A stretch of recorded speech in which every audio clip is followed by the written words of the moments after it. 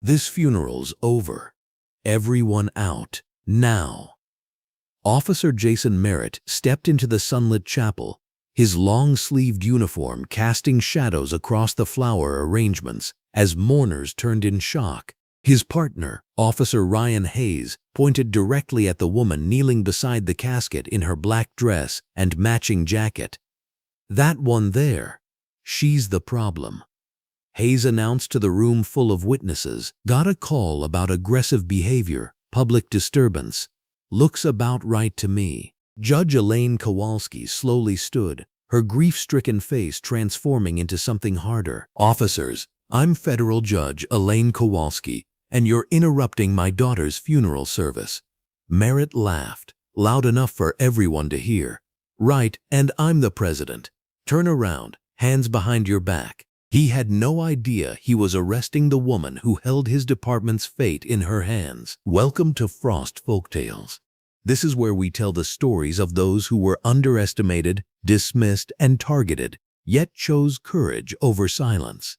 If these stories move you, subscribe and be part of a community that refuses to let them fade into the background. The morning sunlight streamed through the stained glass windows of St. Matthew's Chapel, casting rainbow patterns across the polished wooden pews filled with mourners dressed in black. The natural light illuminated the peaceful scene where family and friends had gathered to say their final goodbyes to Maya Kowalski, a brilliant young journalist whose life had been cut tragically short at 26. The overhead fluorescent lights mixed with the natural skylight created a warm, respectful atmosphere that honored the solemnity of the occasion. Judge Elaine Kowalski knelt beside her daughter's casket, her black dress and matching jacket pristine despite her overwhelming grief. Her trembling hand rested on the polished mahogany as tears fell silently onto the white roses arranged around Maya's peaceful form.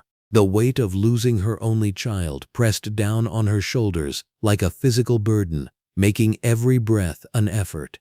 Around her, dozens of mourners sat in respectful silence, their presence a testament to the impact Maya had made in her brief but meaningful life. The chapel doors suddenly burst open with a thunderous crash that shattered the sacred silence. Officer Jason Merritt strode through the entrance, his long-sleeved police uniform stark against the gentle morning light. His heavy boots echoed off the stone floor as he surveyed the room with an expression of cold authority. Behind him, Officer Ryan Hayes followed with equal arrogance, his hand resting casually on his radio, as if preparing for conflict. "This funeral's over," Merritt declared, his voice cutting through the chapel like a blade. "Everyone needs to clear out immediately. We've got a situation here." The mourners turned in their seats, confusion and shock written across their faces as the two officers advanced down the center aisle. The peaceful atmosphere dissolved instantly, replaced by tension and disbelief that anyone would dare interrupt such a sacred moment. Hayes pointed directly at Judge Elaine Kowalski as she remained kneeling beside her daughter's casket. "That woman right there is our problem," he announced loud enough for every person in the chapel to hear clearly. "We received an anonymous tip about aggressive behavior and public disturbance. Based on what I'm seeing, the caller was absolutely correct in their assessment." Judge Elaine Kowalski slowly rose to her feet, her grief transforming into dignified confusion as she faced the two officers. The natural sunlight from the windows highlighted the tears still glistening on her cheeks, but her posture remained straight and composed despite the devastating circumstances. "Officers, there must be some terrible mistake," she said, her voice steady despite her emotional state. "I am Federal Judge Elaine Kowalski, and you have interrupted my daughter's funeral service. This is neither the time nor the place for whatever misunderstanding has occurred." Merritt's response was immediate and cruel. He threw his head back and laughed with genuine amusement, the sound echoing off the chapel walls like a desecration. "Oh, that's rich. A federal judge."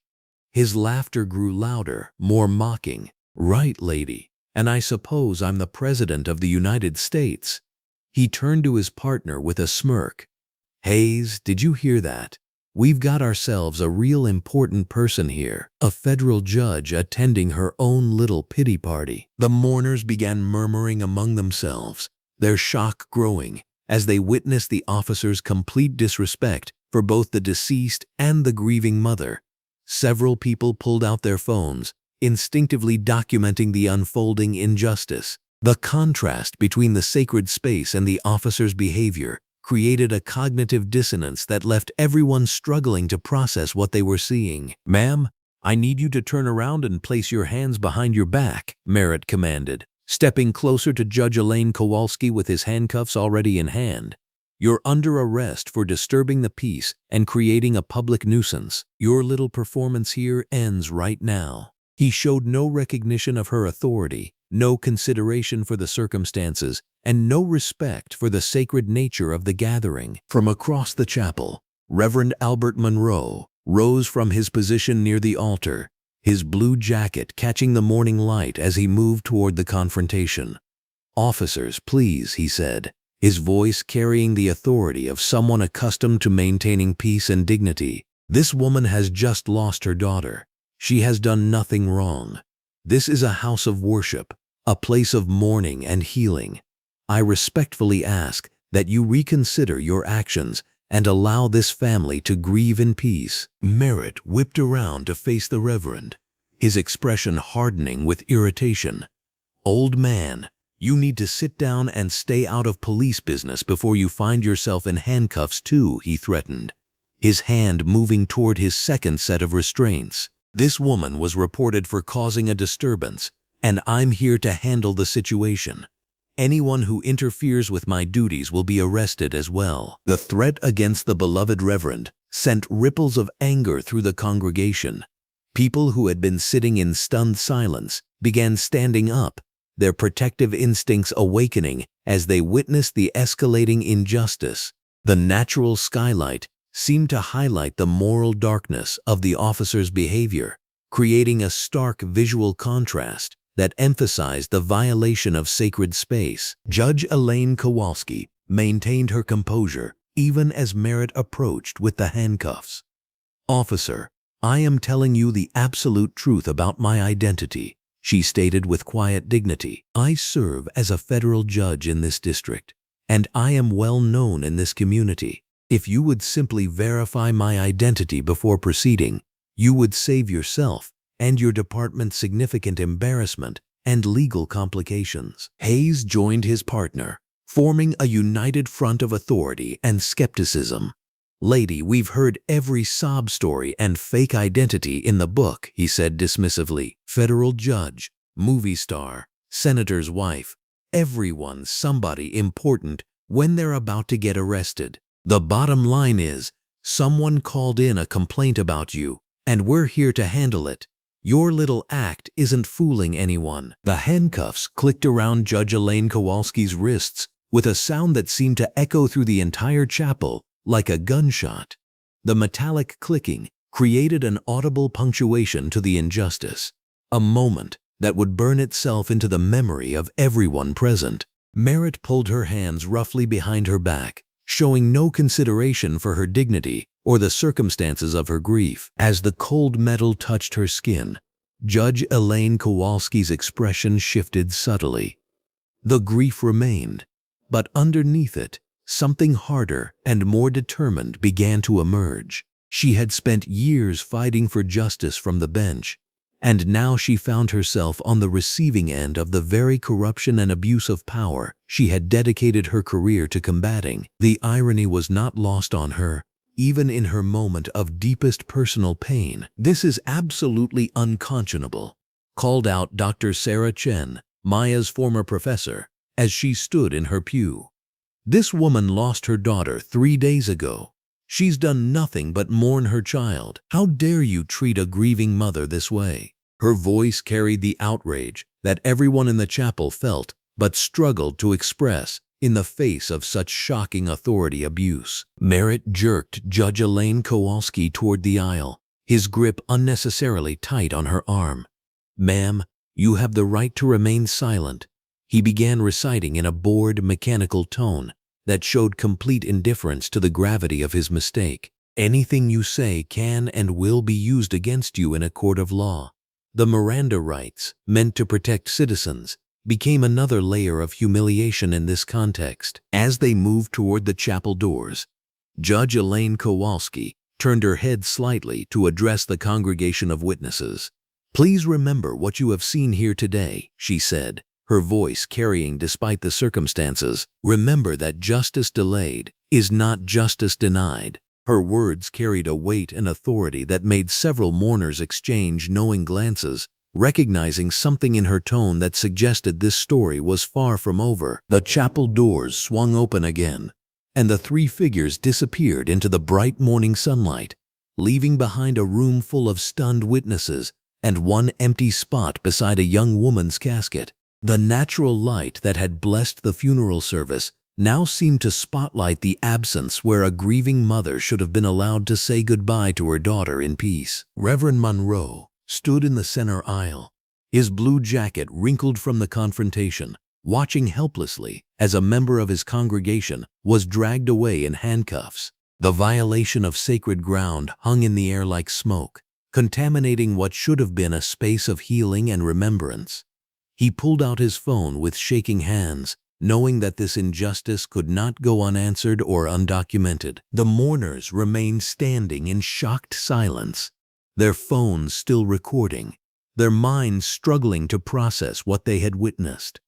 They had come to honor Maya Kowalski's memory and support her grieving mother. Instead, they had become witnesses to an abuse of power so profound that it would haunt them long after they left the chapel. The sunlight continued streaming through the stained glass, but the sacred atmosphere had been shattered by two officers who had no idea they had just arrested the one person with the power to bring their entire corrupt system crashing down around them. The harsh fluorescent lights of the police station booking area cast unforgiving shadows across Judge Elaine Kowalski's face as Officer Ryan Hayes roughly guided her through the steel doors. The transition from the sacred quiet of the chapel to this sterile, bureaucratic nightmare felt like stepping into another dimension entirely. The overhead lighting buzzed incessantly, a mechanical drone that seemed to amplify the humiliation of her situation. Officer Ryan Hayes, his short-sleeved uniform crisp despite the morning's chaos, pushed Judge Elaine Kowalski toward the booking counter with unnecessary force. His partner, Officer Jason Merritt, followed closely behind, still chuckling to himself about the morning's events. The two men moved with the casual arrogance of those who believed themselves untouchable, their badges gleaming under the artificial light. "Let's get our federal judge processed," Officer Jason Merritt said, his voice dripping with sarcasm as he emphasized the word federal. "Make sure you get good mugshots, Ryan. This is one for the department's scrapbook." Judge Elaine Kowalski stood with quiet dignity as Officer Ryan Hayes began the dehumanizing ritual of booking. Her black dress, still appropriate for her daughter's funeral service, seemed to mock the sterile environment around her. She kept her chin raised, her eyes focused straight ahead, refusing to give these men the satisfaction of seeing her break. "Name," Officer Ryan Hayes barked, though he already knew the answer from the arrest paperwork. "Elaine Marie Kowalski," she replied, her voice steady and clear. Even in handcuffs, even in this nightmare scenario, her judicial training kept her composed. Officer Jason Merritt leaned against the counter, watching the proceedings with obvious enjoyment. "You know, Elaine, you can drop the act now. Nobody's buying your judge story.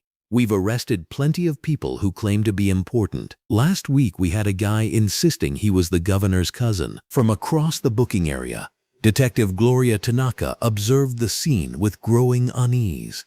Her orange top was visible beneath her blue jacket as she pretended to review case files while keeping one eye on the booking process. Something about this arrest felt wrong to her experienced instincts. The woman being processed carried herself with an authority that seemed genuine, and the circumstances of her arrest during a funeral seemed particularly harsh, even by the department's standards. Officer Ryan Hayes began the fingerprinting process, pressing Judge Elaine Kowalski's fingers against the electronic scanner with deliberate roughness. "You know what I think?" he said, applying unnecessary pressure to her hand. "I think you're just another troublemaker who got caught up in her own lies. Probably been telling people you're a judge for years. The truth will reveal itself soon enough." Judge Elaine Kowalski replied calmly, though her jaw tightened slightly at his rough handling. She had overseen thousands of criminal proceedings, had seen this same booking process from the other side countless times, but experiencing it firsthand revealed layers of humiliation she had never fully appreciated. The photography session came next, and Officer Jason Merritt took particular pleasure in positioning her for the mugshots. "Look straight ahead, Your Honor," he said mockingly. "We want to make sure we capture your good side for posterity. This might be the most famous mugshot in department history." The camera flash exploded in her face repeatedly, each burst of light feeling like another assault on her dignity. Judge Elaine Kowalski maintained her composure, but inside, her mind was already working through the legal ramifications of this catastrophic mistake. These officers had no idea what they had unleashed. Captain Raymond Holt appeared in the booking area, his green top visible beneath his blue jacket as he surveyed the scene with satisfaction. His middle-aged frame moved with the confidence of someone who believed he controlled every aspect of his domain. He nodded approvingly at Officer Jason Merritt and Officer Ryan Hayes, clearly pleased with their morning's work. "How's our VIP guest settling in?" Captain Raymond Holt asked, his tone suggesting he was in on some private joke. "Oh, she's being very cooperative," Officer Jason Merritt replied, still insisting she's a federal judge, "but I think reality is starting to set in." Detective Gloria Tanaka felt her stomach turn at the casual cruelty in their voices. She had been working internal affairs cases quietly for months, and this booking felt like exactly the kind of excessive behavior that had been drawing federal attention to their department. The anonymous tip that led to this arrest also troubled her. Anonymous tips were convenient, but they were also easily fabricated. As Officer Ryan Hayes prepared to escort Judge Elaine Kowalski to a holding cell, she finally spoke up about her constitutional rights. "I need to make my phone call," she said firmly. "I'm entitled to legal representation, and I'm invoking that right immediately." "Of course you are," Officer Jason Merritt said with exaggerated courtesy. "Can't have our distinguished federal judge denied her phone privileges. Ryan, make sure she gets the platinum phone package." The payphone in the booking area looked like it hadn't been updated since the 1990s, its metal cord twisted and worn from countless desperate conversations. Judge Elaine Kowalski dialed a number she knew by heart, her fingers steady despite the handcuffs that Officer Ryan Hayes had refused to remove even for the phone call. "Daniel Fitzgerald Law Office," came the professional voice on the other end. "Daniel, it's Elaine Kowalski. I need you at the precinct immediately. I've been arrested." The silence on the other end of the line lasted several seconds. Attorney Daniel Fitzgerald had represented Judge Elaine Kowalski in personal legal matters for over a decade, and he knew exactly who she was and what her arrest meant. "Elaine, did you say arrested? You're a federal judge. On what possible grounds?" "Public disturbance, allegedly. They arrested me at Maya's funeral service." Her voice remained controlled, but Daniel could hear the underlying steel that meant someone was about to face serious consequences. "I'm leaving my office right now. Don't say another word to anyone until I arrive. This is going to be a very expensive mistake for someone." Officer Jason Merritt had been eavesdropping on the conversation with obvious amusement. "Expensive mistake?" he repeated as Judge Elaine Kowalski hung up the phone. "The only expensive mistake was you thinking you could fool us with your fake judge story. Your lawyer friend is probably some public defender who's used to dealing with your delusions." As they escorted her toward the holding cells, Judge Elaine Kowalski's mind cataloged every violation of procedure, every instance of excessive force, every moment of deliberate humiliation she had endured. Her extensive legal knowledge transformed each injustice into potential grounds for federal civil rights violations. These officers thought they were processing just another arrest, but they were actually documenting their own destruction. The holding cell was a small windowless room with concrete walls and a metal bench. The fluorescent lighting continued its relentless buzz, creating an atmosphere designed to break down anyone unfortunate enough to find themselves inside. Officer Ryan Hayes removed her handcuffs with unnecessary roughness, leaving red marks on her wrists. "Welcome to your new chambers, Your Honor," Officer Jason Merritt said as the cell door clanged shut. "Hope the accommodations meet your federal standards." Alone in the cell, Judge Elaine Kowalski finally allowed herself a moment to process what had happened. They had dragged her away from her daughter's funeral, humiliated her in front of her community, and subjected her to a booking process designed to strip away human dignity. But their greatest mistake wasn't the arrest itself.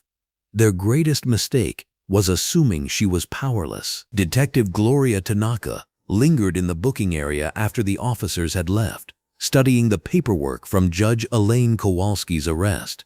The anonymous tip that started this entire incident was documented in the thinnest possible terms. No specific complaints, no witness names, just a vague report of someone causing a disturbance at a funeral service. In her experience, legitimate tips contained much more detail. She pulled up Judge Elaine Kowalski's information on the computer system, and what she found made her blood run cold. The woman in their holding cell wasn't just claiming to be a federal judge. She actually was Federal Judge Elaine Marie Kowalski, appointed to the bench 8 years ago with an impeccable record and a reputation for unwavering integrity. Captain Raymond Holt returned to check on the booking paperwork, still wearing his satisfied expression. "Everything processed smoothly?" he asked Detective Gloria Tanaka. "Captain, I think we need to talk," she replied quietly, her orange top visible as she leaned forward. Privately, meanwhile, in her cell, Judge Elaine Kowalski sat on the metal bench and began planning her next moves with the methodical precision that had made her one of the most respected federal judges in the district. These officers had made the catastrophic error of believing that a badge gave them unlimited power over anyone they chose to target. They were about to discover exactly how wrong they were. The booking nightmare was only the beginning. Judge Elaine Kowalski's quiet strength, her extensive legal knowledge, and her unshakable dignity were about to transform this moment of humiliation into the catalyst for justice on a scale these corrupt officers couldn't imagine. In the harsh fluorescent lighting of the police station, surrounded by the machinery of a system designed to process and dehumanize, Federal Judge Elaine Kowalski began preparing to dismantle the corruption that had destroyed countless lives. The reckoning was coming. The morning sun streamed through the tall windows of Judge Elaine Kowalski's federal chambers, casting golden rectangles across mahogany bookshelves and leather-bound legal volumes. The natural daylight illuminated a workspace that had become the nerve center of something far more dangerous than routine judicial proceedings. 3 days before her daughter's funeral, before Officer Jason Merritt would violate sacred ground and drag her away in handcuffs, Judge Elaine Kowalski had been meticulously building a case that would expose the darkest corners of police corruption. Court Clerk Teresa Hammond adjusted her red blouse as she entered the chambers, her arms carrying boxes of evidence that represented months of painstaking investigation. The afternoon light revealed the exhaustion in both women's faces, the weight of their secret mission evident in every careful movement. Judge Elaine Kowalski looked up from a stack of case files, her reading glasses reflecting the determination that had driven her through countless sleepless nights. "The financial records from the evidence locker came through this morning," Teresa said, setting down the boxes with deliberate care. "Judge, what we're seeing here goes deeper than we ever imagined." Judge Elaine Kowalski removed her glasses and rubbed her temples. The investigation had consumed her life, but nothing could have prepared her for the systematic nature of the corruption they were uncovering. Every document told a story of betrayal, of public trust shattered by those sworn to protect and serve. The pattern was undeniable, methodical, and utterly devastating. "Show me what you found about Officer Jason Merritt's unit," she said, her voice carrying the authority of someone who had spent decades navigating the complexities of federal law. Teresa opened the first box, revealing photographs, police reports, and witness statements organized with the precision of a master prosecutor. The evidence painted a picture of corruption so extensive it seemed almost impossible to believe. Yet here it was, documented in the officer's own handwriting, captured in their own words. "Look at this pattern," Teresa said, spreading photographs across the judge's desk. "Every arrest involving prominent black citizens in the past 2 years has Merritt's signature somewhere in the chain of custody. Business owners, community leaders, activists, journalists, anyone with influence or visibility becomes a target." Judge Elaine Kowalski studied the photographs under the bright chamber lighting. The faces staring back at her represented lives destroyed, reputations ruined, families torn apart by false accusations and planted evidence. Her hands trembled slightly as she recognized several individuals from community events, people she knew to be pillars of their neighborhoods. "Dr. Marcus Thompson, the pediatrician who runs the free clinic," she said, pointing to one photograph. "They arrested him for drug possession outside his own medical practice. The evidence appeared in his car during a routine traffic stop. And here's Reverend Sarah Williams from the Baptist Church," Teresa added, indicating another file. "Public intoxication charges after she spoke at a city council meeting about police accountability. Witnesses say she hadn't consumed any alcohol, but the breathalyzer results were mysteriously positive." The scope of the corruption began to crystallize in Judge Elaine Kowalski's mind. This wasn't random misconduct or isolated incidents of bad judgment. This was a systematic campaign of intimidation and control, designed to silence voices that might challenge police authority. Officer Jason Merritt and his colleagues weren't just corrupt. They were architects of a system designed to protect their criminal enterprise. Captain Raymond Holt's involvement appears throughout these files, Judge Elaine Kowalski observed, noting the recurring authorization signatures. "He's not just enabling this behavior, he's orchestrating it." The investigation had begun 6 months earlier when patterns in case dismissals caught Judge Elaine Kowalski's attention. Too many arrests involving black defendants were falling apart due to procedural errors, missing evidence, or witness recantation. Initially, she had attributed it to sloppy police work, but deeper examination revealed something far more sinister. The errors weren't accidental. They were designed to ensure convictions regardless of guilt or innocence. As the afternoon sun shifted across her chambers, Judge Elaine Kowalski's thoughts turned to her daughter Maya, whose journalism project had provided some of the most damaging evidence against the corrupt officers. Maya had been investigating police misconduct for her graduate thesis, interviewing victims, and analyzing arrest patterns with the same methodical approach her mother brought to complex federal cases. "Maya's research files are in the second box," Teresa said softly, recognizing the pain in the judge's expression. "Her interviews with victims contain details that corroborate everything we've found through official channels." Judge Elaine Kowalski opened Maya's research folder with trembling hands. Her daughter's handwriting filled margins of police reports, noting inconsistencies and asking probing questions that revealed a sharp analytical mind. Maya had identified the corruption pattern months before the official investigation began, her journalist's instincts detecting injustice that others had dismissed as routine police work. One interview transcript made Judge Elaine Kowalski's breath catch. Maya had spoken with Robert Chen, a small business owner whose electronics store had been raided based on anonymous tips about stolen merchandise. The raid found nothing illegal, but the disruption destroyed his reputation and forced him to close his business. Officer Jason Merritt had led the raid, and Captain Raymond Holt had signed the warrant. She was getting close to something big, Judge Elaine Kowalski whispered, reading her daughter's notes about connections between the raids and subsequent property acquisitions by city officials. Maya identified a pattern of economic targeting that we hadn't fully recognized. The chamber door opened quietly, and FBI agent Marcus Webb entered with the measured confidence of someone accustomed to high-stakes investigations. His muscular frame filled out his federal uniform as he surveyed the evidence spread across Judge Elaine Kowalski's desk. The natural daylight streaming through the windows highlighted the grim determination in his expression. "Judge, we need to discuss the anonymous tip that led to your arrest," Agent Webb said, his voice carrying urgent concern.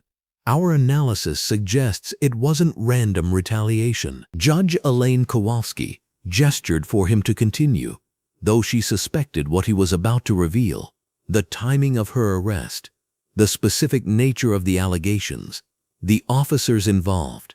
Too many elements aligned for coincidence. "Someone inside the department knows about your investigation," Agent Webb continued. "The tip specifically mentioned your presence at the funeral as a public disturbance, using language that mirrors official police terminology. This was planned, calculated, designed to discredit your work and remove you from the case." The full implications of the retaliation became clear as Agent Webb spread additional evidence across the desk. Phone records showed communications between Captain Raymond Holt and unknown numbers in the days leading up to Maya's funeral. Financial records revealed payments to informants who had provided tips leading to questionable arrests. The corruption network extended far beyond individual officers into a web of criminal enterprise that perverted every aspect of law enforcement. "They know we're closing in," Judge Elaine Kowalski said, her voice steady despite the magnitude of their discovery. The arrest wasn't just harassment.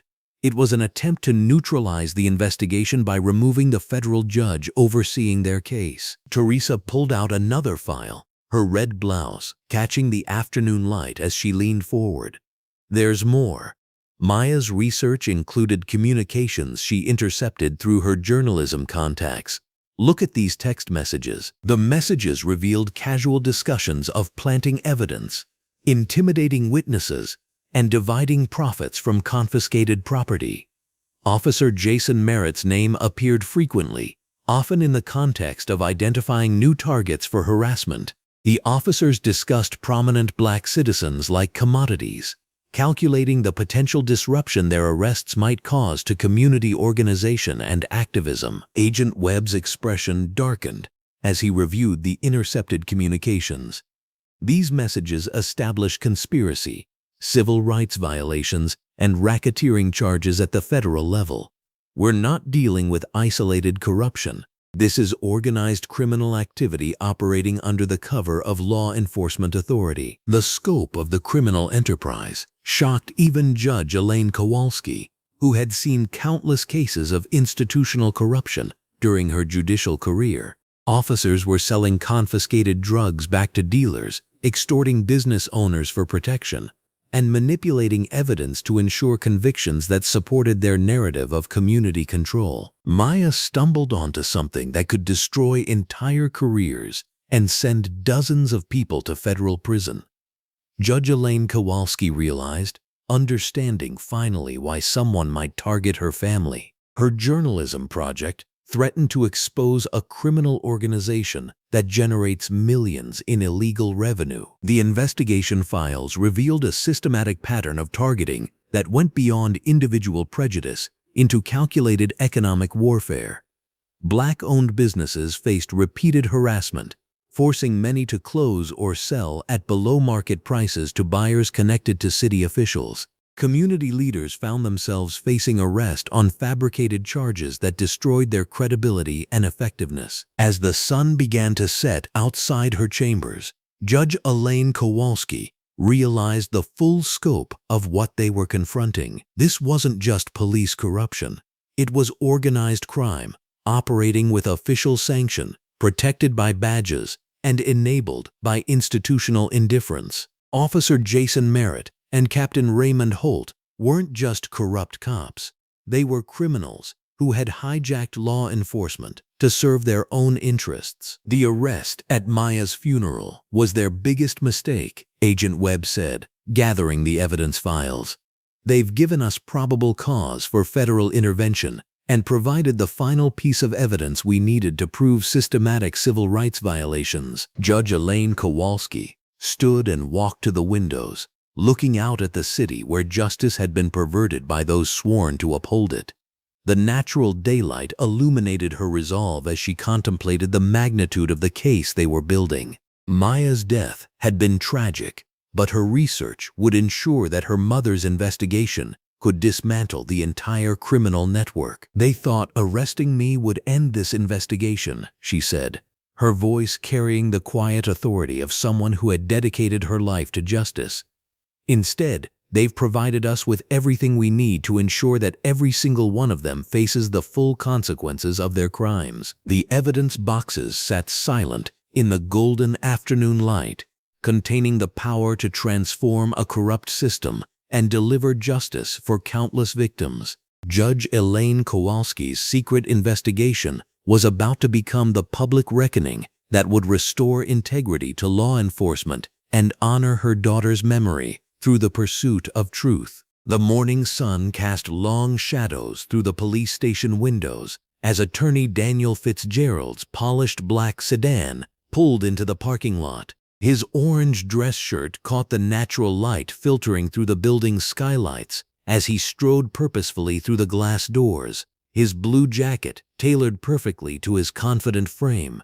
The fluorescent lights overhead illuminated his determined expression as he approached the front desk, briefcase in hand. "I'm here to see my client, Federal Judge Elaine Kowalski," Daniel announced to the desk sergeant, his voice carrying the authority of someone accustomed to being taken seriously. "She was wrongfully arrested this morning during her daughter's funeral service." The desk sergeant barely looked up from his paperwork. "Yeah, we got the lady who claims to be some judge. She's in holding cell 3. You can wait over there until someone's available to process your visit." Daniel's jaw tightened. "I'm not requesting a visit. I'm demanding the immediate release of a sitting federal judge who was arrested without cause during a private funeral service. Get me whoever's in charge of this disaster right now." Officer Jason Merritt emerged from the back offices, his long-sleeved uniform wrinkled from the morning's events. His partner Ryan Hayes followed close behind, both men wearing expressions of smug satisfaction. The harsh overhead lighting caught the contemptuous smile spreading across Jason's face as he recognized the well-dressed attorney. Well, Jason drawled, crossing his arms over his chest. "Let me guess. Another fancy lawyer trying to get the crazy lady out of her cell. She's been telling everyone she's some big-shot federal judge. Real creative defense strategy." Daniel opened his briefcase with deliberate precision, the sound echoing through the station lobby. "Officer Merritt, I presume? Your name is already on several federal complaints I'll be filing this afternoon. But right now, I'm more interested in preventing this department from digging itself deeper into what's already a career-ending mistake." Ryan Hayes laughed, the fluorescent lights reflecting off his short-sleeved uniform as he leaned against the counter. "Career-ending? For arresting some woman causing a disturbance?" "I don't think so, counselor. We got an anonymous tip about public disruption, and we responded appropriately." "Anonymous tip?" Daniel's voice carried a dangerous edge. "You mean someone called in a false report that led you to violate the civil rights of a federal judge during her daughter's funeral? That anonymous tip just became evidence of conspiracy in a federal civil rights violation case." The confidence in Jason's expression flickered momentarily, but he maintained his arrogant posture. "Look, fancy suit, we don't care what kind of story you and your client cooked up. We saw a woman acting erratically at a public gathering, and we took appropriate action. She can claim to be the Queen of England for all we care." Daniel reached into his briefcase and withdrew a thick manila folder. The papers inside rustled as he placed them on the counter with deliberate force. These are certified federal court documents establishing Judge Elaine Kowalski's identity, jurisdiction, and current caseload. This letter is from the Chief Judge of the Federal District Court, demanding her immediate release. And this warrant authorizes federal investigation into any officer who participated in her arrest. The blood drained from Ryan's face as he leaned forward to examine the documents. The official federal seals and letterheads were unmistakably authentic. Jason snatched the papers, his hands trembling slightly as he read the formal language confirming everything the woman in holding had claimed about her identity. "This can't be right," Jason muttered, but his voice lacked its earlier conviction. She was just some woman at a funeral. She didn't have any identification proving who she was because you arrested her before she could retrieve her credentials from her purse, Daniel replied coldly. The same purse that contains her federal judicial identification, her court-issued phone, and documentation of the corruption investigation she's been conducting into this department for the past 6 months. The mention of an investigation sent visible shockwaves through both officers. Ryan's short-sleeved uniform showed sweat stains forming under his arms, despite the station's air conditioning. Jason's face had gone pale, the harsh fluorescent lighting making his skin appear almost gray. Heavy footsteps echoed from the administrative corridor as Captain Raymond Holt appeared, his green shirt visible beneath his blue jacket.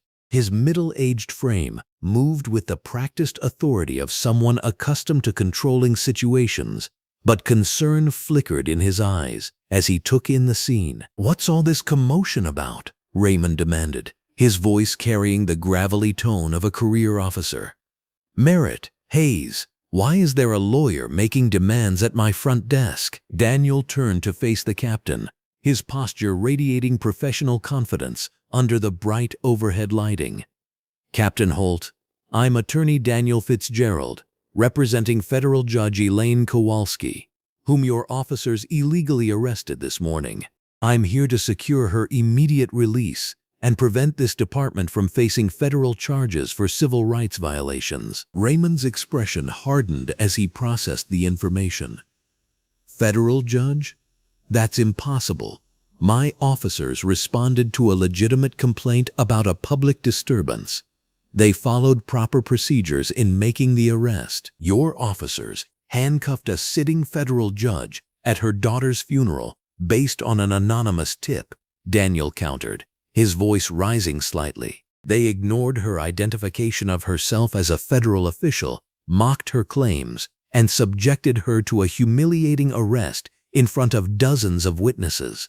There were no proper procedures followed here, Captain." The sound of approaching vehicles outside drew everyone's attention as several news vans pulled into the parking lot. The natural daylight streaming through the windows illuminated the growing media presence as reporters and camera crews began setting up equipment. Raymond's jaw clenched as he watched the media circus beginning to form. "How did the press find out about this?" "Because you arrested a federal judge," Daniel replied matter-of-factly. "Federal judges don't just disappear without people noticing. The courthouse has been trying to reach Judge Kowalski all morning. When they learned she'd been arrested at her daughter's funeral, they contacted the media." The station doors opened again, admitting Commissioner Patricia Lawson. Her elderly frame was draped in a blue jacket, her silver hair catching the fluorescent light as she surveyed the chaos. Her expression was grim as she approached the group, her years of experience evident in how she immediately assessed the situation's severity. "Captain Holt," Patricia's voice carried decades of authority, "I need a full briefing on this arrest immediately. I've got the mayor, the federal courthouse, and 3 news stations demanding answers about why we arrested a federal judge." Detective Gloria Tanaka appeared from the investigation unit, her orange top visible beneath her blue jacket as she approached Commissioner Lawson. Her careful movements and concerned expression suggested she had information that needed to be shared privately. "Commissioner," Gloria said quietly, "I need to speak with you about Judge Kowalski's current caseload. There are some things you need to know about why this arrest might not be as random as it appears." Patricia's eyes sharpened as she caught the implication in Gloria's words. "Detective Tanaka, join me in my office immediately. Captain Holt, I want a full incident report on my desk in 20 minutes. And get that judge released right now." Jason's confidence was completely shattered now, his earlier arrogance replaced by growing panic. "Commissioner, we were just doing our jobs. We got a call about a disturbance, and we responded. We had no way of knowing who she really was." "Because you didn't bother to listen when she told you," Daniel interjected sharply. "Judge Kowalski clearly identified herself as a federal judge, and your response was to mock her and handcuff her anyway. That's not doing your job, Officer Merritt. That's criminal misconduct." Raymond attempted to regain control of the deteriorating situation. "Look, obviously there were some communication issues during the arrest. We can address those through proper channels. But the arrest itself was based on a legitimate complaint, so we followed procedure." "What legitimate complaint?" Daniel demanded. "Someone called in an anonymous tip about a woman grieving at her daughter's funeral. There was no public disturbance, no violation of law, no justification for any police response. This was either gross incompetence or deliberate harassment." The implications of deliberate harassment hung in the air like a toxic cloud. Raymond's green shirt was now visibly damp with perspiration beneath his blue jacket as he realized the legal quicksand his department was sinking into. "We need to get Judge Kowalski released immediately," Patricia announced, her elderly but authoritative voice cutting through the tension. "Detective Tanaka, escort the judge's attorney to processing and make sure she's released with full courtesy and respect." Gloria nodded, her professional demeanor intact despite the chaos surrounding them. "Right away, Commissioner. Attorney Fitzgerald, if you'll follow me, we'll get your client processed for release immediately." As they moved toward the holding area, Jason made one last desperate attempt to justify his actions. "Commissioner, with all due respect, how were we supposed to know she was telling the truth? People lie about who they are all the time." Patricia's weathered face hardened as she turned to face the officer. "Officer Merritt, when someone identifies themselves as a federal judge, you verify their identity before you handcuff them. You don't mock them and drag them away from their child's funeral. This is exactly the kind of incident that destroys community trust and brings federal oversight to police departments." The processing area was bathed in harsh fluorescent light as Gloria led Daniel to the holding cells. Judge Elaine Kowalski sat on the narrow bench in cell 3, her black funeral dress wrinkled but her dignity intact. When she saw Daniel approaching, relief flickered across her face for the first time since her arrest. "Daniel," she said quietly as the cell door opened, "I assume you've informed them of their mistake?" "I have, Your Honor," Daniel replied formally. "The entire department is now aware of your identity and the federal implications of your arrest. Commissioner Lawson has ordered your immediate release." As Judge Kowalski stepped out of the cell, she straightened her black jacket and fixed Daniel with a look that promised consequences. "Good, because this morning's events have provided me with all the evidence I need to prove that this department's corruption runs deeper than I initially suspected." The walk back through the station was markedly different from her earlier treatment. Officers who had ignored or mocked her now stepped aside respectfully, their earlier confidence replaced by obvious anxiety. The natural light streaming through the windows seemed to illuminate her restored authority as she moved with the measured pace of someone who controlled federal courtrooms. Commissioner Patricia stood waiting by the front desk, her blue jacket reflecting the overhead fluorescent lighting. "Judge Kowalski, I want to personally apologize for this morning's events. This department will conduct a full investigation into the circumstances of your arrest." Judge Kowalski's response was measured but carried unmistakable steel. "Commissioner Lawson, your department has provided me with invaluable evidence today. The corruption investigation I've been conducting just received its final proof of systematic misconduct. I suggest you prepare for federal oversight because justice will be served." The words hung in the air as Judge Kowalski walked toward the exit, her promise of retribution echoing through the station like thunder before a storm. The morning sun streamed through the towering windows of the federal courthouse, casting sharp rectangles of light across the marble floors. Judge Elaine Kowalski walked through the corridors with purpose, her black dress and matching jacket a stark reminder of the funeral that had been so violently interrupted just 24 hours ago. The fluorescent lights overhead hummed steadily, illuminating every corner of the hallway as courthouse staff and attorneys moved about their daily business, many stealing glances at the judge whose arrest had already begun making headlines. Her heels clicked rhythmically against the polished stone as she approached her chambers, each step carrying the weight of determination that had been forged in the crucible of injustice. The heavy oak door bore her nameplate in gold lettering, a symbol of the authority that Officer Jason Merritt had so carelessly dismissed. Judge Elaine Kowalski paused for a moment, her hand resting on the door handle, gathering the strength that would be needed for what lay ahead. Inside her chambers, the natural skylight filtered through the ceiling windows, mixing with the bright fluorescent fixtures to create an atmosphere of clarity and purpose. The room, with its mahogany desk, leather-bound law books, and certificates of honor lining the walls, stood as a testament to years of dedication to justice. But today, it would serve as the command center for something far more significant than routine legal proceedings. Court Clerk Teresa Hammond was already waiting, her red dress vibrant against the backdrop of legal documents that covered every available surface.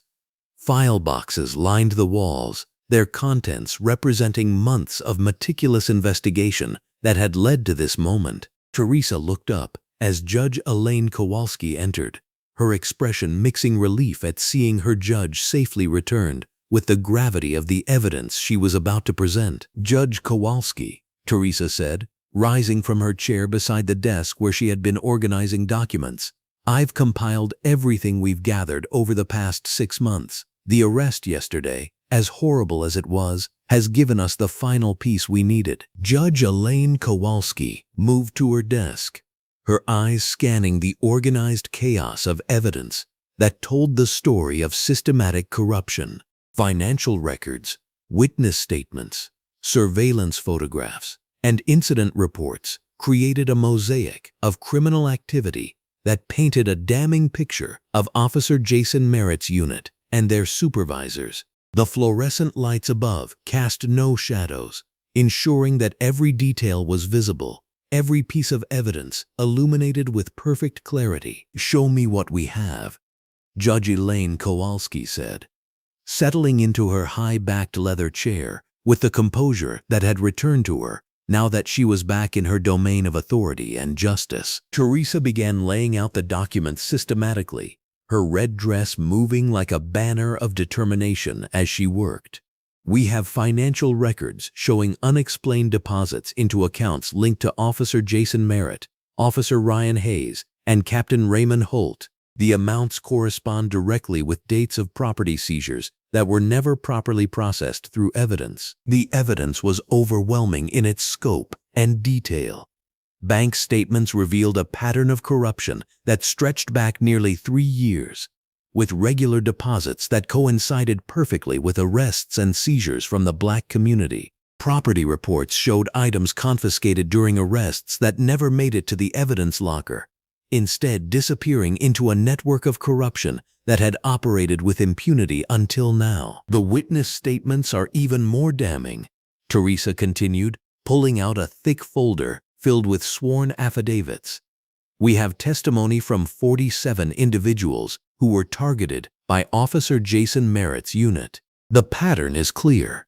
Prominent Black citizens, business owners, community leaders, and their family members were systematically harassed, arrested on false charges, and had their property stolen through illegal seizures." Judge Elaine Kowalski studied each statement carefully, her professional demeanor masking the personal pain she felt reading account after account of injustice. Small business owners who had been arrested on fabricated drug charges only to have their cash registers emptied and never returned. Community activists who had been targeted with harassment and false arrests after speaking out against police brutality. Families who had been terrorized in their homes during illegal searches that yielded nothing but trauma and stolen valuables. A sharp knock on the chamber doors interrupted their review. Attorney Daniel Fitzgerald entered, his orange shirt and blue jacket catching the bright overhead lighting as he moved with the urgency that had characterized his efforts since Judge Elaine Kowalski's arrest. Behind him walked a figure whose presence immediately elevated the gravity of the situation. FBI agent Marcus Webb stepped into the chambers, his muscular frame evident beneath his crisp federal uniform. The agent's presence filled the room with an air of federal authority that signaled the investigation had moved beyond local corruption into the realm of civil rights violations and federal crimes. His badge gleamed under the fluorescent lights as he approached Judge Elaine Kowalski's desk with the measured confidence of someone carrying evidence that could topple an entire corrupt network. "Judge Kowalski," Agent Webb said, his voice carrying the weight of federal backing. "What happened to you yesterday was the mistake these corrupt officers needed to make. Your arrest has provided us with the final evidence required to move forward with federal prosecution." Attorney Daniel Fitzgerald moved to stand beside Teresa, his orange shirt and blue jacket creating a complementary color scheme with her red dress as they formed an alliance of legal professionals united in their pursuit of justice. "The federal prosecutors are ready to move immediately," he announced. "Agent Webb has brought additional evidence that connects Officer Jason Merritt's unit to a broader network of civil rights violations." Agent Webb placed a series of federal evidence bags on Judge Elaine Kowalski's desk, each one labeled and documented according to FBI standards. "We have recorded conversations obtained through federal surveillance warrants. Officer Jason Merritt and Captain Raymond Holt were recorded discussing tactics for targeting what they called uppity blacks in the community. The conversations include specific plans to arrest community leaders and seize their property." The recordings, when played through Agent Webb's federal equipment, filled the chambers with voices that revealed the depth of racial animus driving the corruption.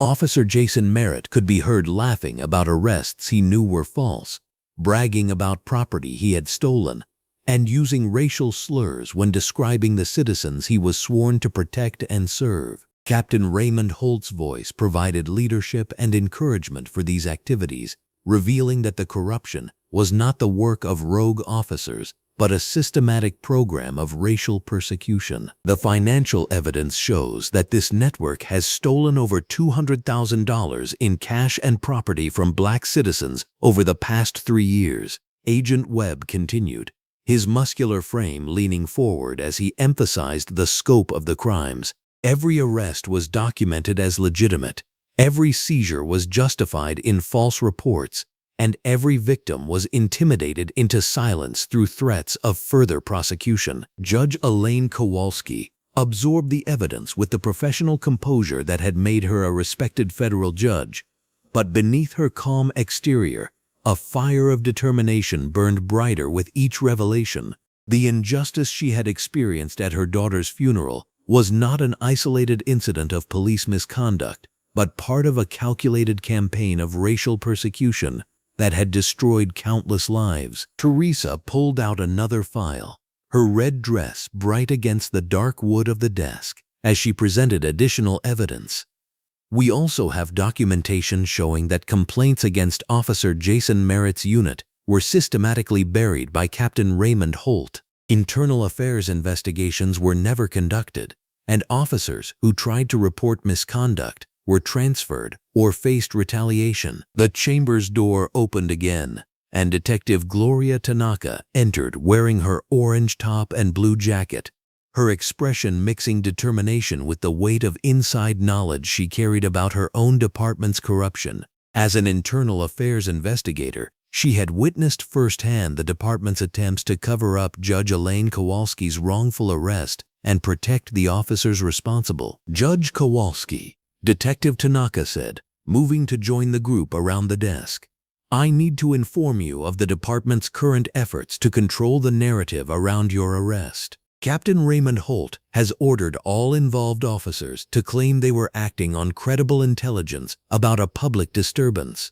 He's trying to characterize your arrest as a reasonable mistake rather than the targeted harassment it actually was. Agent Webb nodded grimly at this information, his federal authority providing protection that local politics could not touch. This cover-up attempt provides additional evidence of conspiracy and obstruction of justice. Captain Raymond Holt's efforts to protect his corrupt officers will become additional federal charges. The natural skylight continued to pour illumination into the chambers as the evidence compilation created a comprehensive picture of systematic corruption that extended far beyond Officer Jason Merritt's individual actions. The bright fluorescent lighting ensured that every document, every photograph, and every piece of evidence was clearly visible, symbolically representing the light of justice being shown into the darkness of corruption. Attorney Daniel Fitzgerald organized the federal prosecution materials, his orange shirt and blue jacket professional and crisp as he coordinated with Agent Webb on the timing of arrests and charges. The media attention from your arrest has created public pressure that will make it impossible for the department to cover this up, he explained. News outlets are already investigating the circumstances surrounding a federal judge being arrested at her daughter's funeral. Judge Elaine Kowalski stood and moved to the window, looking out at the city she had sworn to serve with integrity and justice.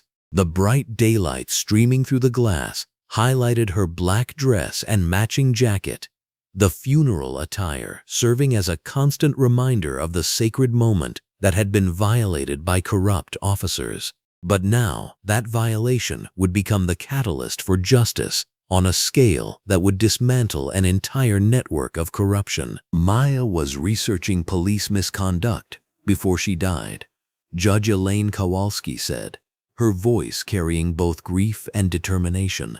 She would have wanted her research to lead to justice for everyone who suffered at the hands of these corrupt officers. Her death gave meaning to this investigation, and my arrest will give meaning to the prosecutions that follow. Teresa gathered the evidence files, her red dress moving efficiently as she organized materials for federal prosecution. The months of careful investigation, the systematic documentation of corruption, and the patient gathering of witness testimony had created an unstoppable momentum toward justice that Officer Jason Merritt and his corrupt colleagues could not escape. Agent Webb secured the federal evidence bags, his muscular frame and federal uniform representing the full weight of the United States government, backing the prosecution of civil rights violations. Judge Kowalski, your courage in pursuing this investigation while grieving your daughter's death has provided justice for dozens of victims who thought they would never see accountability for the crimes committed against them. Detective Gloria Tanaka prepared to return to the police station, where her role as an internal affairs investigator would now include documenting the department's response to federal charges against its officers.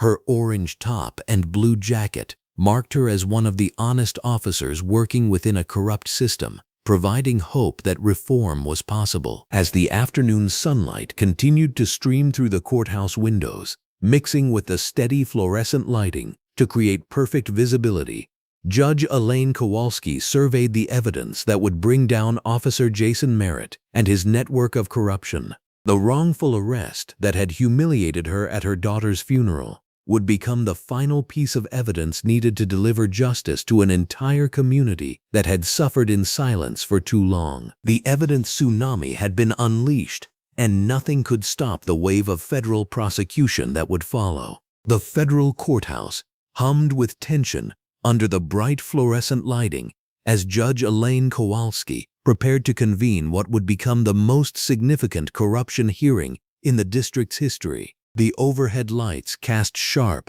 unforgiving illumination across the packed courtroom, where journalists, community members, and legal observers filled every available seat. Natural skylight streamed through the tall windows, creating an atmosphere of transparency that would soon expose years of systematic corruption. Judge Elaine Kowalski entered her courtroom wearing a black judicial robe over a crisp white blouse and dark slacks, her presence commanding immediate respect and attention. The transformation from the grieving mother who had been handcuffed at her daughter's funeral to the federal authority now presiding over this hearing was striking and powerful. Her judicial bearing radiated the dignity that Officer Jason Merritt had so callously violated just weeks earlier. Officer Jason Merritt strutted into the courthouse with Officer Ryan Hayes beside him, both men wearing their long-sleeved police uniforms with visible confidence. Despite facing serious federal charges, Jason maintained his characteristic arrogance, apparently still unaware of the mountain of evidence that had been systematically compiled against him. His swagger and dismissive attitude toward the proceedings demonstrated the same contempt for authority that had led him to mock Judge Elaine Kowalski's judicial position during her wrongful arrest. Ryan Hayes appeared slightly more nervous than his partner, occasionally glancing around the packed courtroom with growing unease. The magnitude of federal attention and media presence seemed to penetrate his awareness in ways that Jason remained oblivious to. Both officers took their seats at the defendant's table, where their court-appointed attorneys waited with expressions that suggested they understood the gravity of the situation better than their clients. Captain Raymond Holt entered the courtroom, wearing his characteristic green top beneath a blue jacket, his middle-aged frame carrying the weight of command responsibility. His face showed signs of stress and sleepless nights as he attempted to maintain control over a narrative that had already spiraled far beyond his influence. Raymond's presence in the courtroom as both a witness and potential defendant highlighted the systematic nature of the corruption that reached into the department's leadership levels. The captain's attempts at damage control had failed spectacularly in recent weeks, and his usual commanding presence appeared diminished under the federal courthouse's unforgiving lights. He took his designated seat with visible reluctance, knowing that his testimony would either implicate him further or potentially provide some cooperation credit in his own pending charges. FBI agent Marcus Webb made his entrance with the bearing of federal authority, his muscular frame evident even within his official federal uniform. The agent carried multiple briefcases and evidence containers, physical representations of the months of investigative work that would now be presented in systematic detail. Marcus's presence transformed the courtroom atmosphere, signaling that this hearing involved far more than local police misconduct, but rather federal civil rights violations with serious consequences. The agent's preparation was meticulous and comprehensive, reflecting the federal government's commitment to pursuing justice in cases where local authorities had failed. His muscular build and confident demeanor provided a stark contrast to the increasingly nervous defendants, while his federal credentials carried weight that local officials could not dismiss or intimidate. Judge Elaine Kowalski called the hearing to order with authoritative precision, her voice carrying across the courtroom with judicial command that demanded absolute attention. The formal proceedings began with opening statements that outlined the scope of corruption charges, civil rights violations, and systematic abuse of power that had been uncovered through extensive federal investigation. The judge's professional demeanor provided a powerful contrast to her treatment during the funeral arrest, highlighting just how gravely Officer Jason Merritt had miscalculated when he dismissed her judicial authority. Her commanding presence from the bench demonstrated the full weight of federal judicial power that Jason had mocked and disregarded during his wrongful arrest. FBI agent Marcus Webb approached the witness stand with organized precision, beginning his testimony with a comprehensive overview of the corruption network that had been operating within the police department for years. His presentation included detailed financial records showing unexplained income increases among corrupt officers, documented evidence of planted contraband, and recorded conversations that revealed the systematic nature of their criminal activities. The agent methodically presented evidence of false arrests targeting specifically Black citizens and community leaders, showing a pattern of discrimination that elevated the charges to federal civil rights violations. Each piece of evidence was carefully documented and cross-referenced, creating an unbreakable chain of proof that demolished any potential defense strategies. Marcus continued his testimony by revealing how the corruption network operated through intimidation of witnesses, manipulation of evidence, and coordination with criminal elements for personal profit. The systematic nature of these activities showed this was not isolated misconduct, but rather organized criminal behavior that had been operating under the protection of police badges and department authority. The evidence presentation included recorded phone conversations between Captain Raymond Holt and various officers discussing how to handle problem citizens who challenged their authority or questioned their actions. These recordings revealed the deliberate targeting of community leaders and the specific mention of Judge Elaine Kowalski's investigation into their activities. Officer Jason Merritt's confidence began wavering as the evidence mounted against him, though his arrogance prevented him from fully grasping the implications of the federal charges. His dismissive attitude toward the proceedings continued, even as witness after witness testified about his abuse of power, planted evidence, and violation of their civil rights. The systematic presentation of evidence revealed that Jason's unit had been operating with complete impunity,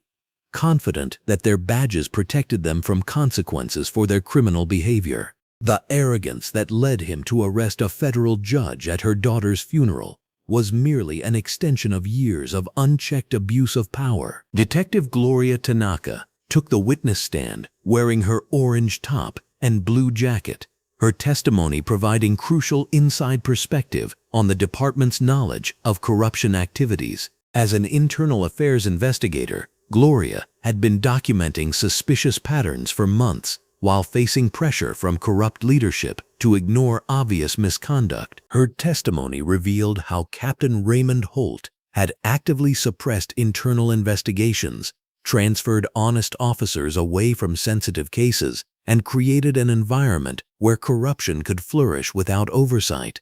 Gloria's courage in testifying against her own department demonstrated the integrity that had been systematically suppressed within the corrupted ranks. Detective Tanaka's evidence included internal memos showing how complaints against Officer Jason Merritt's unit had been dismissed without investigation, how witnesses had been intimidated into silence, and how evidence had been deliberately mishandled to protect corrupt officers from accountability. The detective's testimony also revealed how Judge Elaine Kowalski's investigation had been discovered by corrupt leadership, leading to the deliberate targeting that culminated in her wrongful arrest. The so-called anonymous tip had actually originated from within the department as retaliation for her federal investigation into their criminal activities. Commissioner Patricia Lawson entered the courtroom as the afternoon session began, her elderly frame dignified in her blue jacket as she prepared to testify about departmental failures and necessary reforms.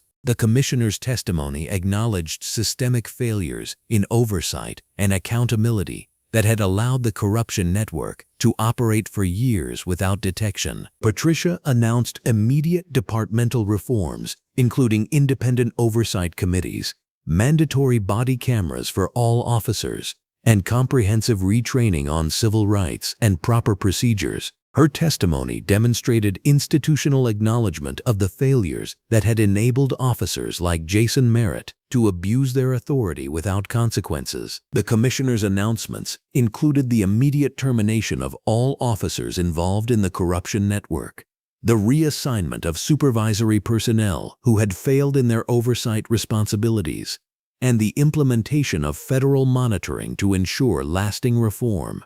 These systemic changes represented the comprehensive response necessary to address decades of unchecked misconduct. As the hearing progressed through its final hours, the systematic dismantling of Officer Jason Merritt's defense became increasingly apparent.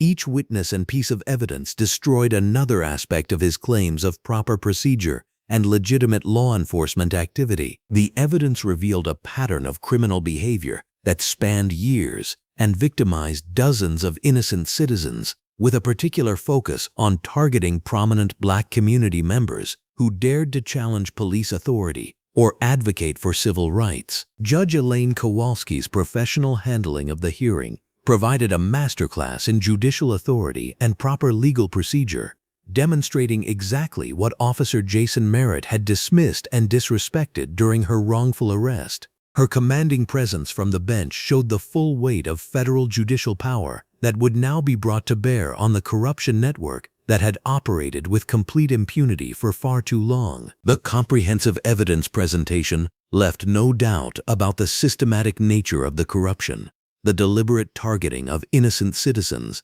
and the abuse of police power that had characterized Officer Jason Merritt's unit for years. The federal hearing provided the formal justice setting where accountability would finally be imposed on those who had believed themselves above the law they were sworn to enforce. As the day's testimony concluded, the courtroom atmosphere had shifted dramatically from the confident arrogance of the arriving officers to the sobering reality of facing federal charges with overwhelming evidence of guilt. The corruption web had been fully exposed under the bright courthouse lights, leaving nowhere for the perpetrators to hide from the consequences of their systematic abuse of power and violation of citizens' civil rights. The federal courthouse gleamed under the brilliant natural skylight streaming through the tall windows, casting everything in sharp, unforgiving clarity. Every detail was illuminated with pristine precision as Judge Elaine Kowalski entered her courtroom for what would become the most significant ruling of her distinguished career. The black robes she wore today carried different weight than the black dress she had worn at her daughter's funeral. Today she wasn't just a grieving mother, she was the embodiment of federal justice itself. The courtroom buzzed with anticipation as every seat filled beyond capacity. Victims of police corruption sat alongside their families, their faces reflecting years of pain finally about to receive acknowledgement. Community leaders who had been targeted by Officer Jason Merritt's unit occupied the front rows, their presence a testament to resilience against systematic oppression. Media representatives lined the walls, their cameras capturing every moment of what legal experts were already calling a watershed moment in civil rights prosecution. Officer Jason Merritt sat at the defendant's table in his dress uniform, the long sleeves pressed to military precision that seemed almost mockingly formal given the gravity of his crimes. His usual arrogance had been replaced by a pale, hollow expression as he stared at the mountain of evidence that had buried his career and freedom. Beside him, Officer Ryan Hayes shifted nervously in his matching uniform, the weight of federal charges having stripped away any remaining bravado. Captain Raymond Holt occupied his own defendant table, his green top visible beneath his blue jacket,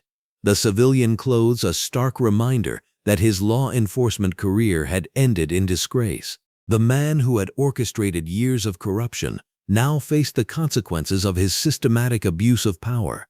His eyes darted between his attorney and Judge Elaine Kowalski, perhaps finally understanding the magnitude of the woman he had underestimated. FBI agent Marcus Webb stood at attention near the prosecution table, his muscular frame evident even in his formal federal uniform.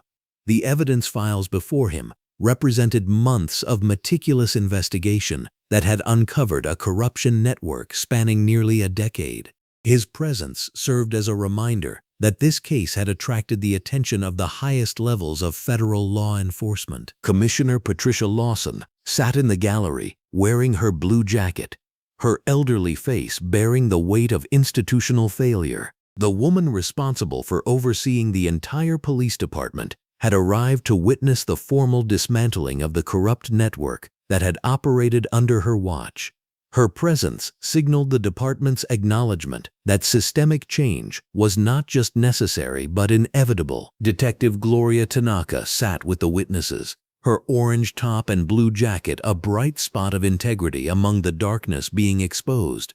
Her cooperation with federal investigators had proven crucial in building the comprehensive case now before the court. Her courage in speaking truth to power had transformed her from a silent observer into a catalyst for justice. Judge Elaine Kowalski took her place behind the bench, the elevated position providing her with a clear view of every person who had gathered to witness justice.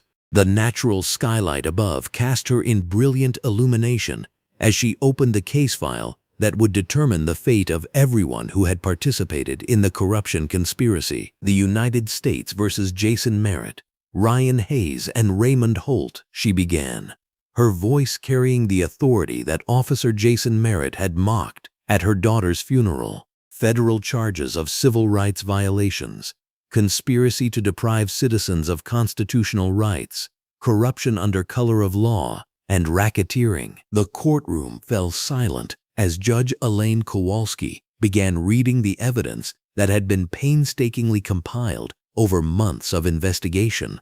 Each piece of evidence painted a picture of systematic oppression that had targeted Black citizens throughout the city. Financial records showed unexplained wealth accumulation by all three defendants.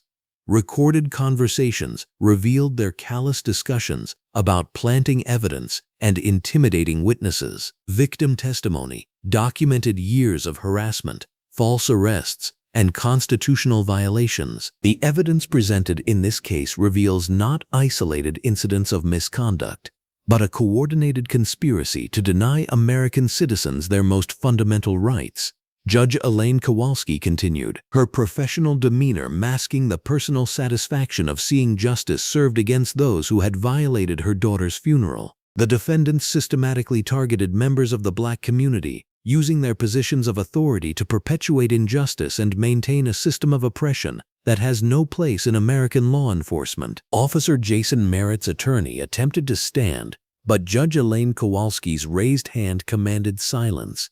This was not a moment for legal maneuvering or procedural delays. This was the moment when years of corruption would meet the full weight of federal justice. Jason Merritt, you are hereby sentenced to 15 years in federal prison for civil rights violations, conspiracy, and corruption under color of law. Your actions demonstrated a callous disregard for constitutional rights and the dignity of every citizen you swore to protect. The gavel's sound echoed through the silent courtroom as Officer Jason Merritt's face drained of color. Ryan Hayes, you are sentenced to 12 years in federal prison for your participation in this conspiracy and your active role in violating citizens' constitutional rights. Officer Ryan Hayes slumped in his chair as the reality of his situation finally penetrated his consciousness. Raymond Holt, as the leader of this criminal enterprise operating under the cover of law enforcement authority, you are sentenced to 20 years in federal prison.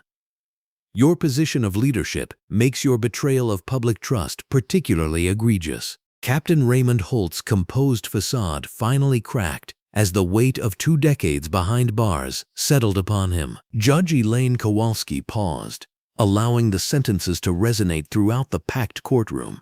Victims wiped tears of relief and vindication. Community members who had endured years of harassment finally saw their oppressors held accountable. Media representatives captured the historic moment when systematic police corruption met comprehensive federal justice. FBI agent Marcus Webb stepped forward to address the court. Your Honor, the Federal Bureau of Investigation will maintain ongoing oversight of the police department to ensure comprehensive reform and prevent future corruption. We have identified additional suspects and will continue prosecuting anyone who participated in this conspiracy. Commissioner Patricia Lawson rose from her seat, her blue jacket formal against the courtroom's bright lighting. Your Honor, the police department accepts full responsibility for the failures that allowed this corruption to flourish.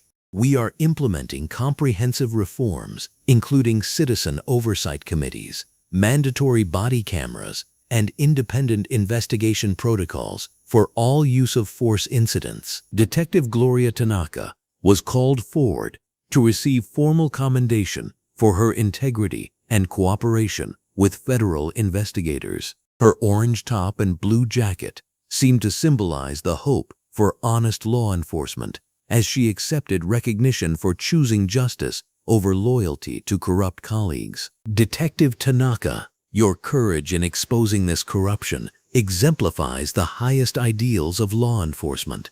Your cooperation with federal investigators was essential in bringing these criminals to justice. Judge Elaine Kowalski's words carried special weight, acknowledging the detective who had risked her career to support the investigation. The victim impact statements began with Mrs. Sarah Williams, an elderly black woman who had been repeatedly harassed by Officer Jason Merritt's unit. For 3 years, they made my life a nightmare. False arrests, planted evidence, threats against my grandchildren.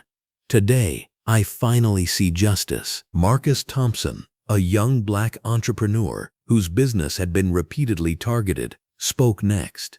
They destroyed my livelihood and my faith in the system. But Judge Kowalski's courage in pursuing this investigation has restored my belief that justice is still possible in America. Reverend Albert Monroe, wearing his blue jacket and representing the faith community that had witnessed Judge Elaine Kowalski's arrest, addressed the court. When these officers violated the sacred space of Maya Kowalski's funeral, they revealed the depths of their corruption. Today's justice honors not only the victims, but the memory of a young woman whose research helped expose this conspiracy. One by one, dozens of victims shared their stories of harassment, false arrests, and constitutional violations. Each testimony added weight to the comprehensive nature of the corruption that had operated unchecked for years. Their words painted a picture of systematic oppression that had finally met its match in federal prosecution. Judge Elaine Kowalski listened to every statement, her professional composure masking the personal satisfaction of seeing her daughter's research vindicated through comprehensive justice. Maya Kowalski's journalism project had uncovered the initial evidence that led to this moment of accountability. Attorney Daniel Fitzgerald, wearing his orange shirt and blue jacket, announced the establishment of a victim compensation fund using assets seized from the corrupt officers. Every person harmed by this conspiracy will receive financial compensation and legal support to rebuild their lives and restore their faith in justice. The courtroom erupted in applause as the comprehensive nature of the justice being served became clear. Not only were the perpetrators facing significant prison time, but their victims would receive tangible support to repair the damage caused by years of systematic oppression. Judge Elaine Kowalski raised her hand for silence as she prepared to deliver her closing remarks. The natural skylight above seemed to intensify, casting her in brilliant illumination as she addressed the packed courtroom. This case represents more than the prosecution of individual criminals. It represents our collective commitment to ensuring that no citizen, regardless of race or background, will be denied their constitutional rights by those sworn to protect them. The defendants in this case betrayed not only their victims, but every honest law enforcement officer who serves with integrity and honor, she continued, her voice growing stronger with each word. The systematic nature of this corruption demanded a systematic response. Federal oversight, comprehensive reforms, and ongoing investigation will ensure that this type of conspiracy cannot flourish again. Justice delayed is justice denied, but justice served completely provides the foundation for lasting change. The gavel fell one final time, officially closing the case that had transformed a mother's grief into a catalyst for justice. Officer Jason Merritt, Officer Ryan Hayes, and Captain Raymond Holt were led away in handcuffs, their law enforcement careers ending in the ultimate disgrace of federal conviction. As the courtroom slowly emptied, victims and community members approached Judge Elaine Kowalski to express their gratitude. The woman who had been handcuffed at her daughter's funeral had delivered justice that would protect countless future victims from similar oppression. FBI agent Marcus Webb confirmed that the investigation would continue, with additional arrests expected as the full scope of the corruption network became clear. Federal oversight would remain in place until comprehensive reforms demonstrated lasting change in police practices and accountability. Commissioner Patricia Williams, announced immediate implementation of citizen oversight committees and independent investigation protocols. Body cameras would become mandatory for all officers, and community policing initiatives would rebuild trust between law enforcement and the citizens they serve. The natural skylight continued streaming through the courthouse windows as justice had been served with the bright clarity that corruption fears most. Every detail of the corrupt conspiracy had been exposed and punished, while every victim had received acknowledgement and compensation. Judge Elaine Kowalski gathered her files, the weight of comprehensive justice replacing the burden of systematic injustice. The officers who had mocked her authority at her daughter's funeral now faced decades in federal prison, while the corruption network they represented lay in ruins. Today, federal justice had prevailed completely, delivering consequences that matched the scope of the crimes and establishing protections that would prevent future victims from enduring similar oppression. The bright courtroom had witnessed the systematic dismantling of corruption and the comprehensive victory of constitutional rights over systematic abuse of power. 6 months had passed since the federal courthouse witnessed the systematic dismantling of one of the most corrupt police units in the city's history. Now that same courthouse buzzed with a different energy entirely. Natural skylight streamed through the tall windows, casting warm rays across the marble floors where dozens of community members, legal professionals, and civil rights advocates had gathered. The harsh fluorescent lighting overhead seemed softer today, as if even the building itself recognized the significance of this moment. Judge Elaine Kowalski stood at the podium in the courthouse's main ceremony hall, wearing a navy blue dress suit that commanded respect while radiating the warmth of someone who had transformed personal tragedy into community healing. Her presence filled the room not with the authority of punishment, but with the power of purposeful change. Before her, nearly 200 faces looked back with expressions of hope, gratitude, and renewed faith in justice. Today, we gather not to mourn what was lost, but to celebrate what has been born from that loss. Judge Elaine Kowalski began, her voice steady and clear.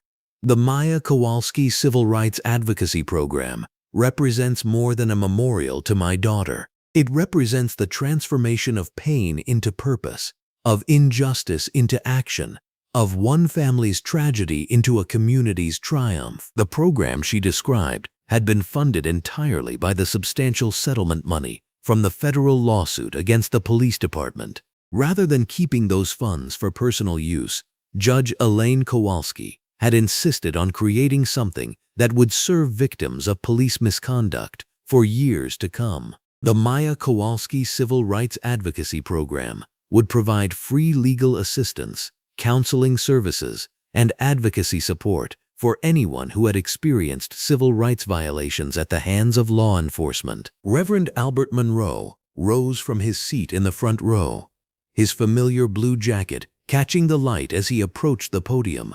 His weathered hands gripped the edges of the lectern as he looked out at the assembled crowd, many of whom had been present 6 months earlier at Maya's funeral when this entire journey began. "I've officiated many services in my 40 years of ministry," Reverend Monroe said, his deep voice carrying the weight of experience and wisdom. "I've seen families torn apart by injustice, communities fractured by betrayal of trust, and faith shaken by those who were supposed to protect and serve. But I've also witnessed something miraculous over these past months. I've watched Judge Elaine Kowalski take the worst moment of her life and transform it into hope for countless others." He gestured toward the large banner hanging behind the podium, which displayed Maya's photograph alongside the program's mission statement. The young woman's bright smile seemed to radiate the same determination that now drove her mother's advocacy work. Maya Kowalski was researching police misconduct for her journalism project when she passed away. Reverend Monroe continued, "Her mother has taken that torch and carried it forward, not in anger, but in love, not for revenge, but for redemption. This program ensures that Maya's voice will continue to speak for justice long after all of us have gone home. The crowd erupted in sustained applause as attorney Daniel Fitzgerald made his way to the podium. His orange shirt and blue jacket combination gave him an approachable appearance that contrasted with the formal courtroom attire most people associated with legal proceedings.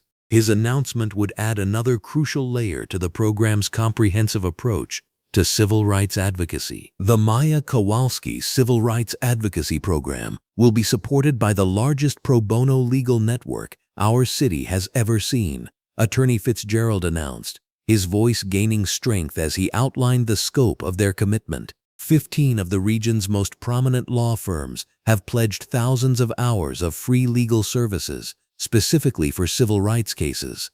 No victim of police misconduct will ever again face the legal system alone and without resources. He pulled out a thick folder from his briefcase and held it high for everyone to see.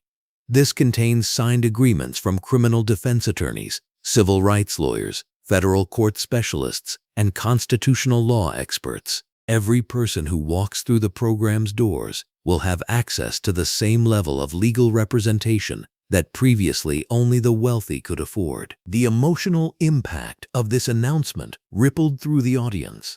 Many of the people present had personally experienced the helplessness of facing false charges or police misconduct without adequate legal support.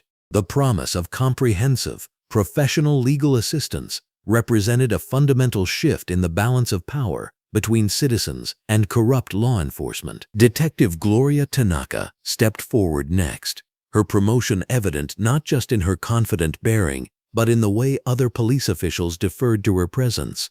Her orange top and blue jacket marked her as someone who had earned her position through integrity rather than politics. As the newly appointed head of the Reformed Police Accountability Unit, she represented the systemic changes that had emerged from the corruption scandal. 6 months ago, I watched fellow officers arrest a federal judge at her daughter's funeral. Detective Tanaka began, her voice carrying both the weight of that memory and the determination that had driven her actions since. I knew then that silence was complicity, and I chose to speak. Today, I stand before you as proof that the system can change when good people refuse to look the away. She outlined the comprehensive reforms that had been implemented throughout the police department. Every officer now wore body cameras that couldn't be turned off during interactions with the public. A civilian oversight board with real investigative power reviewed all complaints against police. Regular community meetings provided forums for citizens to raise concerns and participate in policy discussions. The Police Accountability Unit I now lead has investigated over 60 cases in the past 6 months, Detective Tanaka reported. We've recommended disciplinary action in 42 of those cases, including terminations, suspensions, and mandatory retraining.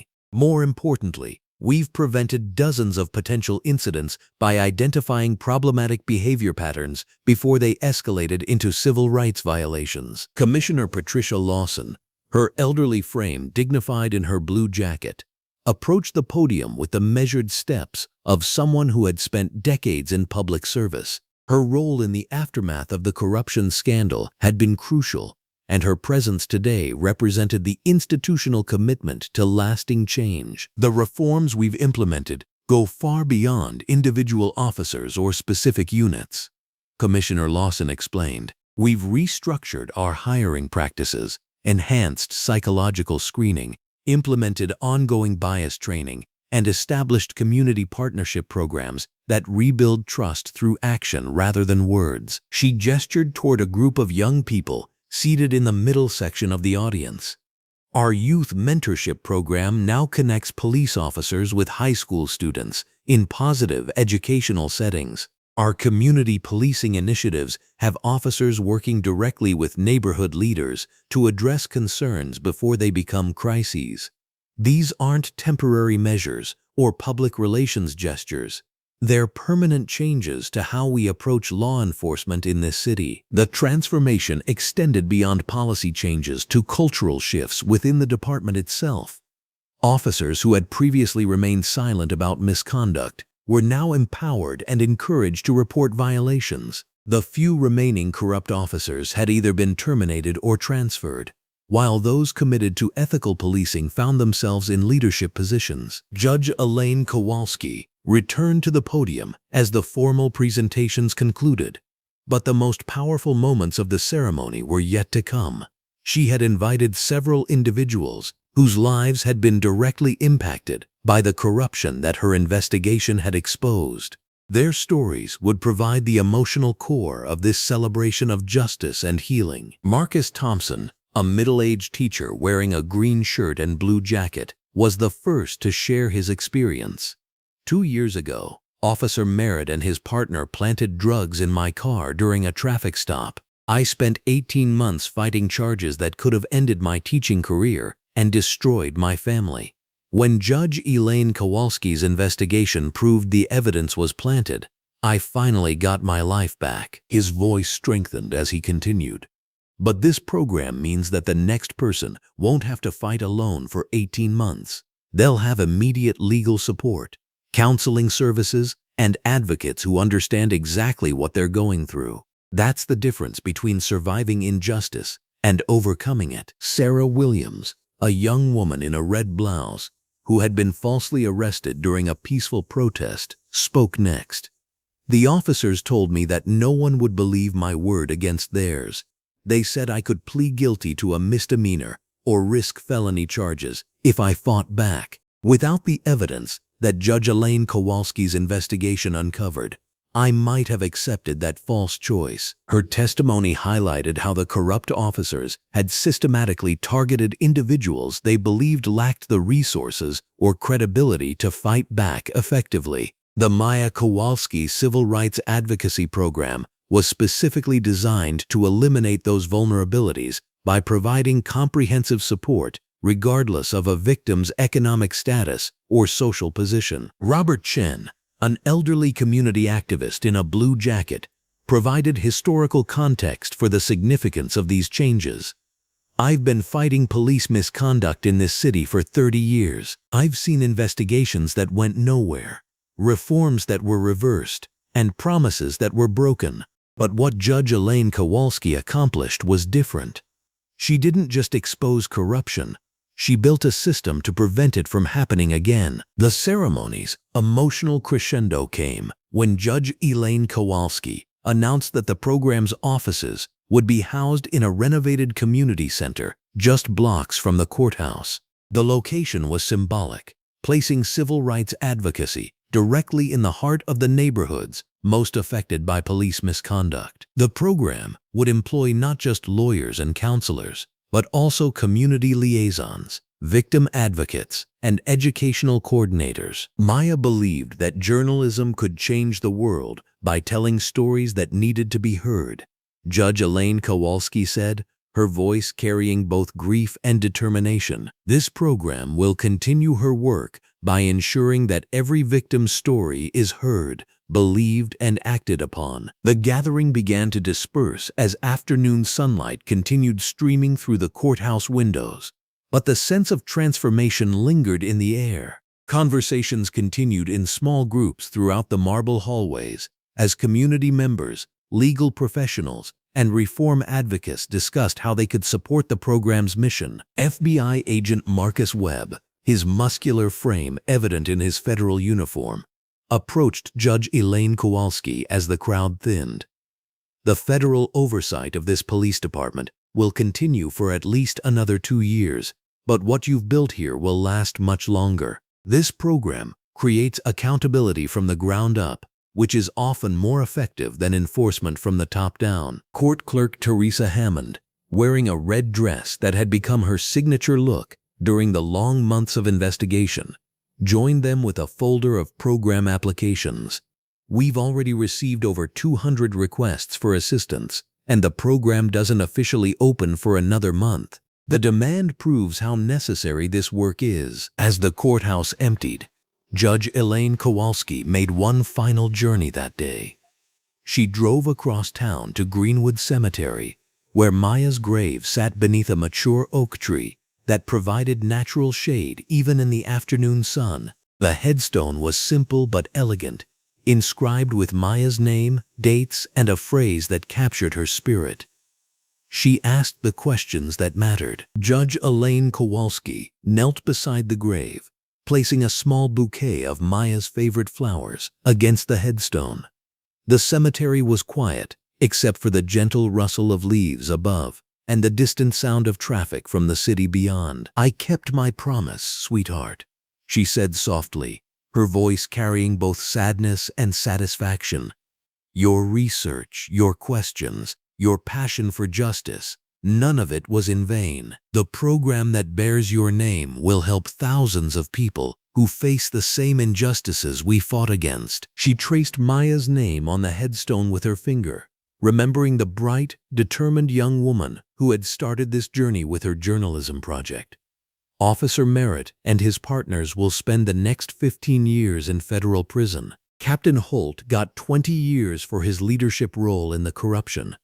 But more importantly, the system that allowed them to operate has been dismantled and rebuilt. The late afternoon sun cast long shadows across the cemetery as Judge Elaine Kowalski continued her quiet conversation with her daughter. She spoke about the community healing she had witnessed, the victims who had found justice, and the reforms that would protect future generations from similar abuses of power. "The courthouse where I work every day is different now," she said.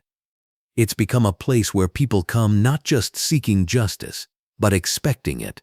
The Maya Kowalski Civil Rights Advocacy Program will make sure that expectation is always met." As evening approached, Judge Elaine Kowalski rose from beside the grave, but she felt Maya's presence more strongly than ever. Her daughter's legacy lived on not in marble monuments or bronze plaques, but in the living, breathing institution that would continue fighting for justice long after everyone involved in its creation had passed away. Walking back to her car, Judge Elaine Kowalski carried with her the certainty that Maya's death had catalyzed changes that would prevent countless other families from experiencing similar tragedies.